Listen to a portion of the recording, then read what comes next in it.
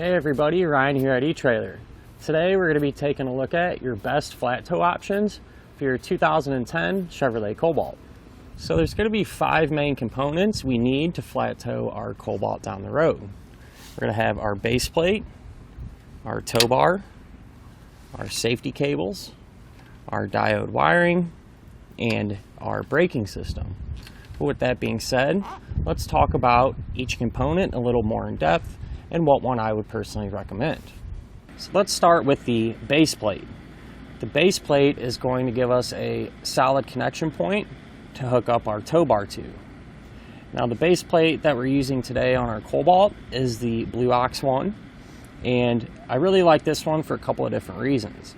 Whenever we're not flat towing our Cobalt, it's going to really blend in nicely to the front and not really affect the factory appearance at all. But whenever we are ready to use it, it's going to be really easy. The removable arms here, those more or less just click right into place, and then we're going to have one pin that allows us to attach our tow bar to.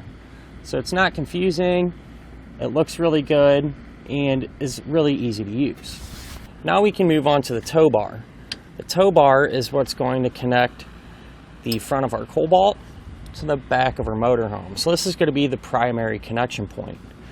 Now the one we're using today is a Blue Ox, and there's plenty of different types, and they all work pretty good.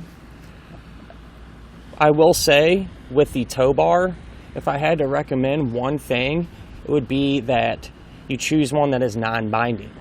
And so what I mean by non-binding is many of them will have a lever like this that'll get it out of that bind. So say whenever you get to your destination, the ground isn't level, the arms can be locked in and make it extremely difficult to get everything disconnected. The non-binding style, you'd simply push down on your lever, it would release that tension and make it really easy to get unhooked. Now, safety cables are pretty straightforward. They're going to act as a backup connection point in the event of a catastrophic disconnect.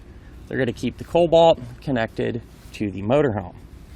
Now the ones that we're using today are the Blue Ox coiled style, and really there's only 2 options that I would recommend, and it's really just going to depend on what type of tow bar you are using.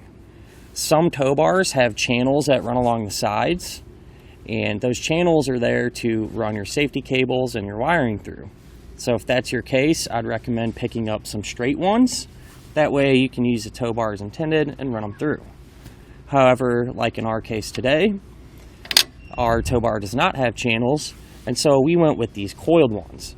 And the reason you're going to want these coiled ones is because those coils are going to help keep them up off the ground, and they're also going to give us that extra length that we need whenever we're making turns.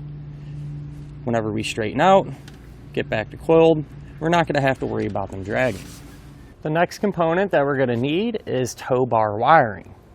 So that tow bar wiring is going to transfer the lighting functions from the back of your motorhome to the back of the Cobalt, keeping us more safe and legal. The one we're using today is the Roadmaster diode wiring kit, and that's the one I would recommend. That's for a couple of different reasons. The fact that it uses diodes and taps into our factory wiring means that we're not going to have to worry about setting it up every single time, unlike the magnetic style lighting, which sticks to your car. You have wires draping across. It's just kind of a hassle to get done.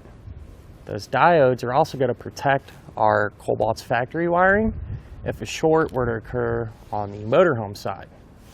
I think these also have an advantage over the bulb and socket type, because with the bulb and socket, you're actually going to have to drill a hole into your taillight housing and add an additional bulb, which means you're going to have to get that hole right the first time, or else you're going to damage your housing. And since you're creating another opening, it's more prone to leak and get moisture inside, damaging your tow bar wiring components. And our last component will be our braking system. And so what the braking system is going to do is apply the brakes in your Cobalt whenever the brakes in the motorhome are applied. And that's going to not only give you more predictable stops, but it's also going to really reduce that wear and tear on your motorhome's braking system.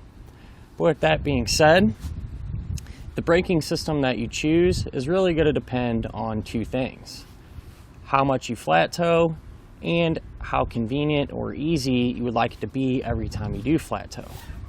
In our particular case we have here today, we're using the DEMCO supplemental braking system, which is a permanent style.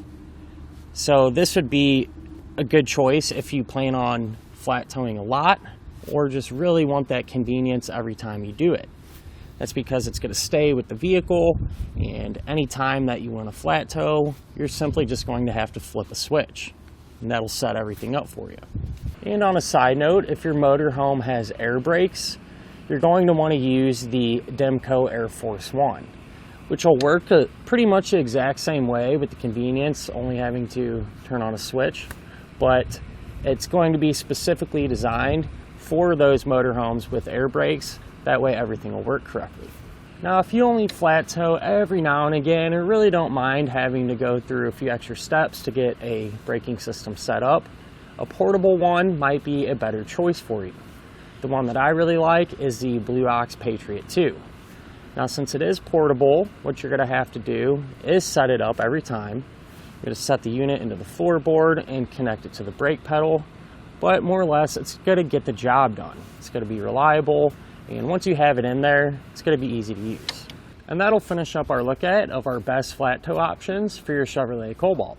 I hope you find this information useful and it helps you decide which components you want to use for your flat tow setup.